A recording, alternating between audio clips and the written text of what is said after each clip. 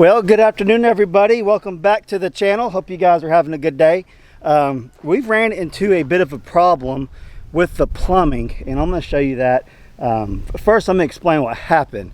So my buddy Kevin from Hidden Heights Farm came over. If you guys aren't subscribed to him, go check out his YouTube channel, Hidden Heights Farm.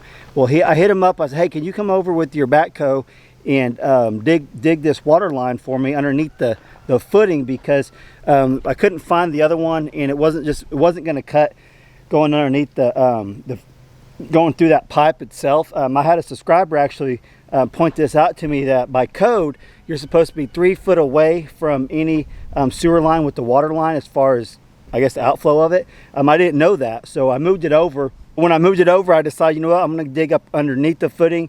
He brought up a good point about a potential freeze right there at that point. Here in Oklahoma, the frost freeze is 18 inches, and doing the way I was going to do it was going to be borderline. So I was like, you know what, I'm just going to go directly underneath the footing, the way it was going to be over there, or inside the footing anyways.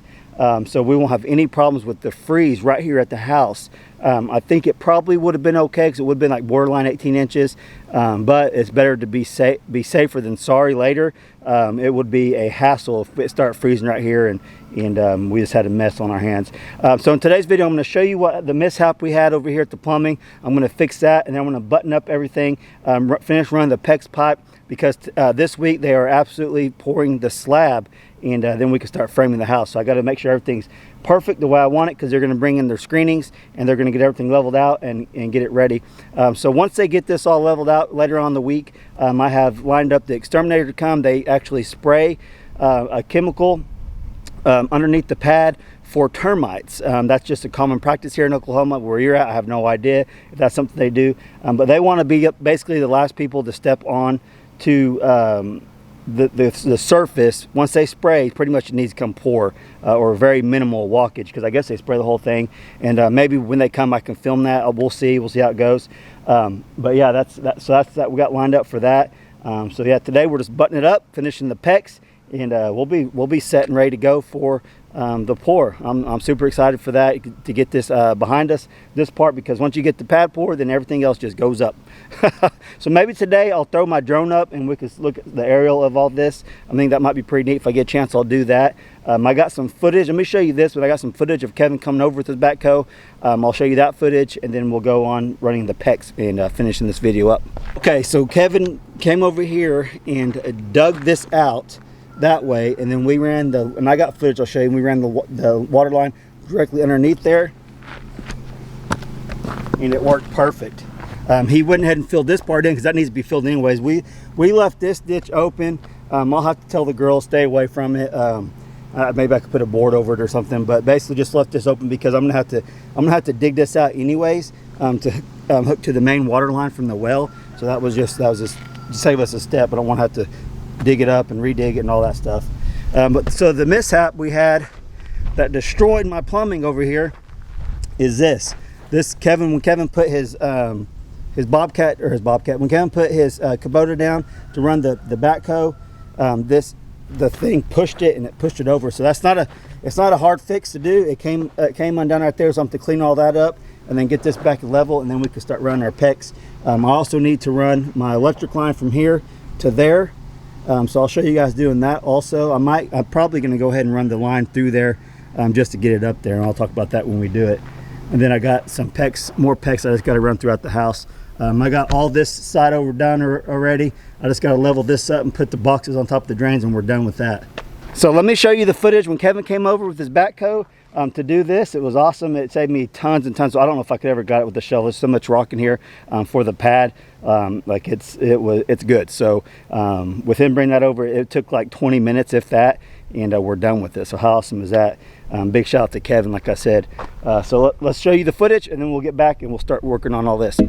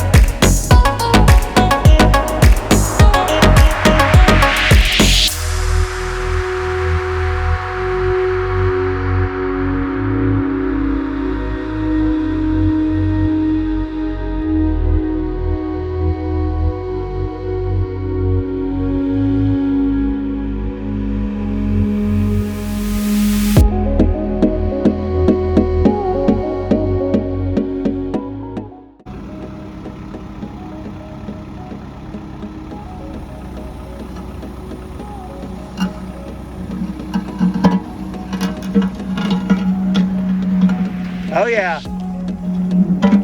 Hey, you're good. Dude, there's a big hole in there now. That's perfect. Yeah, that's perfect. Couldn't have went any better than that. Cherokee MacGyver. You guys see the rock bar, so I'll just run the water line right through there. Yeah, you can. I don't know if that's a big enough hole, is it? Yeah, it is.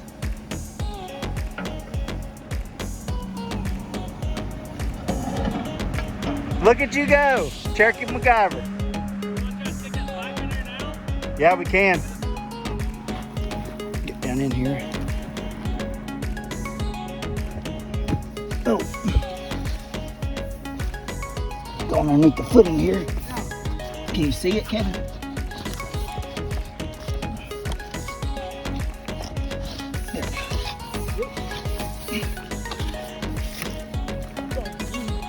Yeah, that's perfect. You'll tie onto it. Yep. Man, that works pretty good.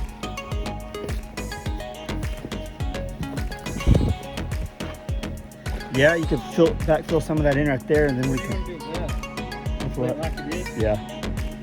That should be plenty. Oh yeah, that's more than Put a that. little more just to Let me see here. That's got to have enough right here.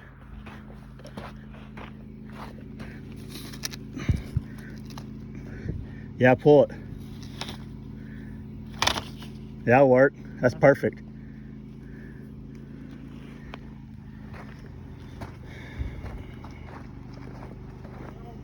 Yeah, that old bar trick worked pretty awesome, didn't it? Yeah. That's crazy. Good thinking.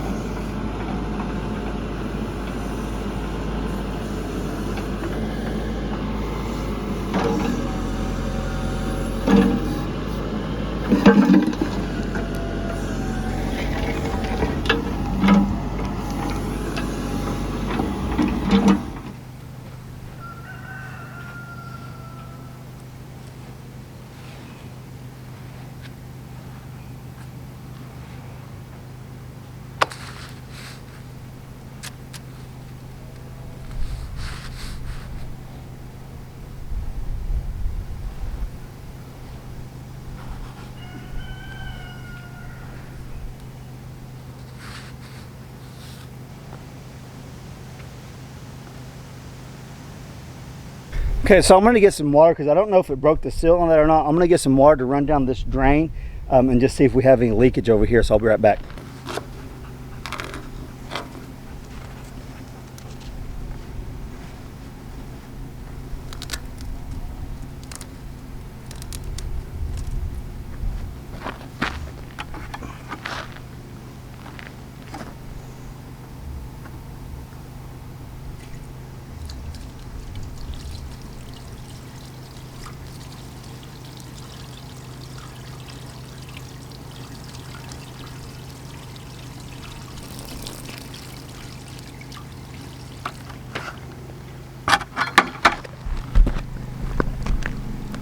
can see it's draining awesome right there. Now let's go check for any leaks over here. 'Cause it pushed it over, and I thought it might have broke it, but I don't think it did. That's completely dry. So I think we're good. I think we got lucky on that. Yeah.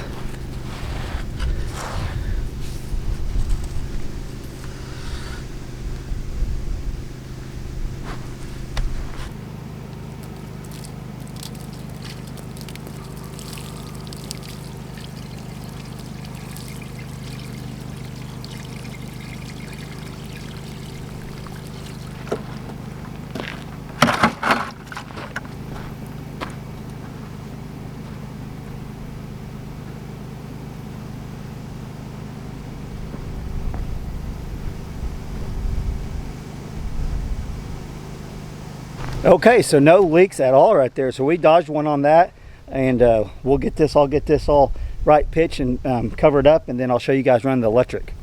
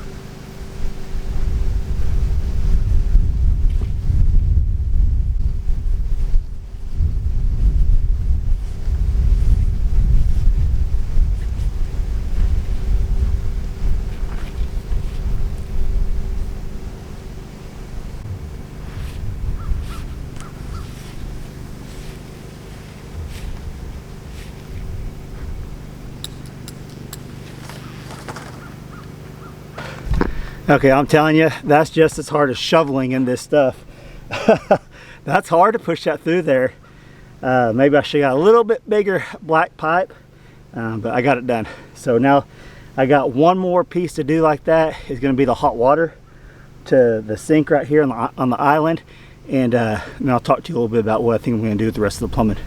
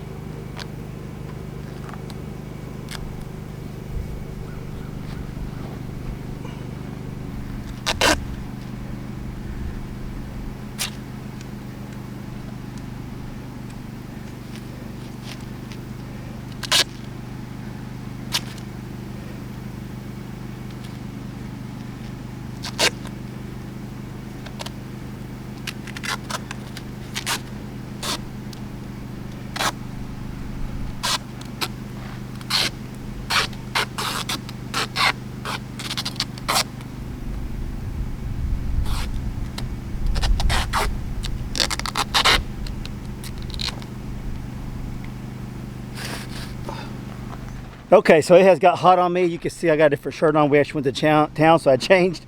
That one was all sweaty and nasty. But anyways, we're back out here. I'm back out here. I actually went and took back the 3/4 inch red PEX pipe, because after looking over everything, I'm just going to need one run from the sink to the hot water heater over here in this area for underneath the ground. Everything else I can run through the walls. So I was like, you know what? I could take that whole rollback of the 3/4 inch, switch over to 1/2 inch, and then we can make the adjustments if we need anything 3/4 on the water heater or not. I'm going to go ahead and run the 1/2 inch PEX through the black pipe that I got left, and we're just going to run 1/2 inch to the sink, to the hot water heater, and then that way we'll have some leftover. We'll need more than this, but we'll have leftover that we can actually use in the house. I would have had a bunch of leftover of the 3/4 inch that I wouldn't be using anywhere, so I decided I'll swap them out, and that's what we did. So I'm going to show you guys doing that, and I think we'll have the plumbing done. As soon as I get this done, we can do everything else through the walls, and that's what the plumber was saying. Do as very minimum underneath the ground as possible, because if you ever have leaks, least amount is better. Least amount of water line underneath the slab is better, and I agree. So I'll come back and I'll mark this as the main line, even though I know it's over here. I'll mark it with magic marker or something, and this going to over there. You guys see me hook that up, and I'm just going to run the red hot water line, follow this all the way down right beside it, and come up right over here, right there. And I'll make some adjustments to this if I need to, coming out of the slab. But right now, that's all we're going to do, and we'll have all the PEX that I need ran underneath done. I'm not going to mess with running across anything over there, because I can do it all through without going through the ceiling. I can go through just the walls. We're doing 10-foot high 10-foot high walls. The doors are not 10 foot high, so I can go right up through all that without getting anything else underneath the slab, and I like that idea a lot. And we'll know where all this is at. It's pretty much a straight shot from there to there, from there to there, if we ever do have any issues. And one thing I was thinking, if I ever have to pull this water line out, because it's hard to push down in there. That was a workout. I can just replace it with 1/2 inch if I need to, and a 1/2 inch should slide pretty easy right through here. I'll show you guys doing that, and then we'll wrap this video up.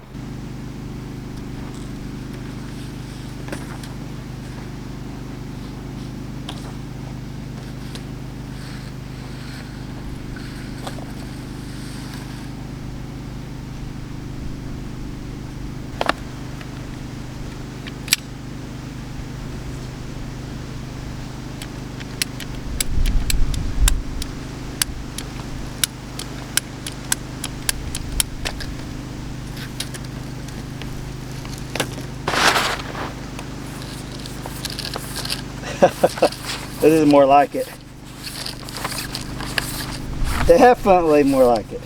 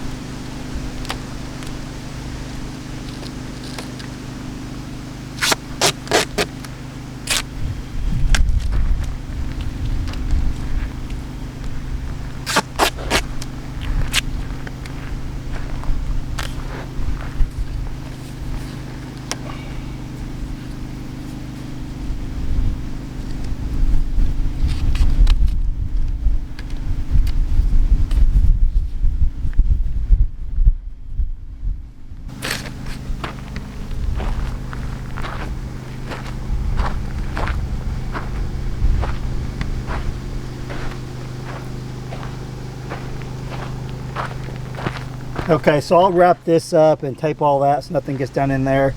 Same with this side over here. So we got all the electric I think I need underneath the ground is just to the island, and I'll hook it up right here and we can run it to the breaker. This is actually 12.2. It'll be on a 20 circuit breaker, if I read correctly.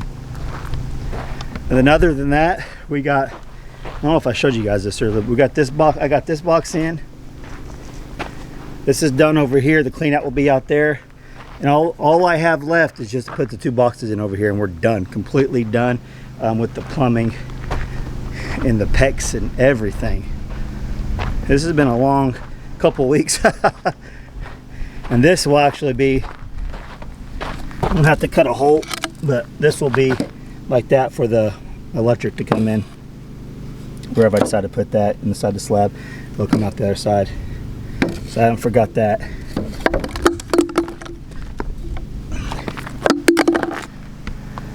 But that's what we got done, everything. We are ready for the pour, I think. I'll come back outside the video and I'll cover all this up with the screenings that I do have, and then I can come in here and drive over it and all that. We really dodged a bullet on the plumbing and the tractor in here. I thought it had broke. I may come, like, it's not leaking whatsoever. It just kind of pushed it over, but it held its bond and no leakage at all. So we're good to go, but I might just come back, clean it up, and maybe wrap some glue around it just to be on the safe side. You know there's no leaks. Take care of it that way. If you guys can think of anything that I have missed before we pour, please let me know down below. Maybe I just haven't went over it, or maybe I just completely missed it. So we got everything. As far as I could tell, I don't think I've missed anything, but please, if you think I've missed something, leave a comment down below. Like I said, we'll run the rest of the pipe through the walls to all the bathrooms and bathtubs and sinks and all that. So with that, we're done. We're done. No more. I don't have to do this anymore. I'm done with the plumbing, and hopefully we have no issues. The plumbers gave us the big green light, said that we were good to go. Everything was to code, and as far as they could tell, looked great. We have kept the undergroundage to a minimal. 3 lines, 1 main line and then 2 to the island. Okay, that's all I got for you guys in today's video. Hope you guys enjoyed it. Like I said, big shout out to Kevin coming over here and digging that hole for me. That saved my back and saved me a lot of time doing that. I'll keep you guys updated on the pour. Maybe I can get, when the exterminator comes out here, maybe I'll show you that, or at least talk to you about how they treated it. Do they treat termites in your area like that before they pour a slab? I know this way I'm doing it is foreign to a lot of you guys. A lot of y'all do crawl spaces and basements. Here where we live, this is a very common practice to do the plumbing underneath the slab and then pour the slab over it. I don't know anyone personally that has a basement. I know a lot of people who have crawl spaces, but their houses were built like in the 70s, 60s, 70s, and 80s. A lot of crawl spaces in town. Now traditionally out here in Oklahoma, they're doing the slab. Very, very few people do crawl spaces that I know of anymore out here. It's all the old houses that you buy in town that have all the crawl spaces. And there's pros and cons to all of it. If we ever have any issues here, we're gonna have to jackhammer it. One thing though about that is I think Brandy wants to stain all the concrete floors. She doesn't want any carpet or any tile or anything like that. I think we just want to stain it, and that will keep it. If we ever do have jackhammer it, you know, I don't think we ever will. But one thing that I did think about that I haven't missed, but I haven't really talked about it, we are doing the masonry heater. You guys might have seen that video where they're going to come up hopefully in the next couple of months. As long as we get everything dried in on schedule, they're going to come in and they're going to put the masonry heater center of the house over here. So I haven't talked about this, I don't think. I will have a spot that's thicker, an 8-inch thickness right there for the masonry heater for all the weight. So I may have forgot to tell you guys that. So yeah, I will have, and whenever they're done doing the screen stuff, I'll come out and show you the finished product, and I'll show you where the actual pour is going to be for the masonry heater. I have to measure it all out and stuff, but it will be on that wall right there where the plumbing's at. It'll be on this side in the living room. So other than that, I think I got everything. You guys do a checklist for me if you can. If you think of something, leave me a comment, email me, message me, something like that. Give me a heads up. Appreciate you guys. Thanks for watching. Thanks for all the support you give us. We can't thank you guys enough. We love you guys, and hope you guys enjoyed it, and we'll catch you on the next video. Thanks for watching.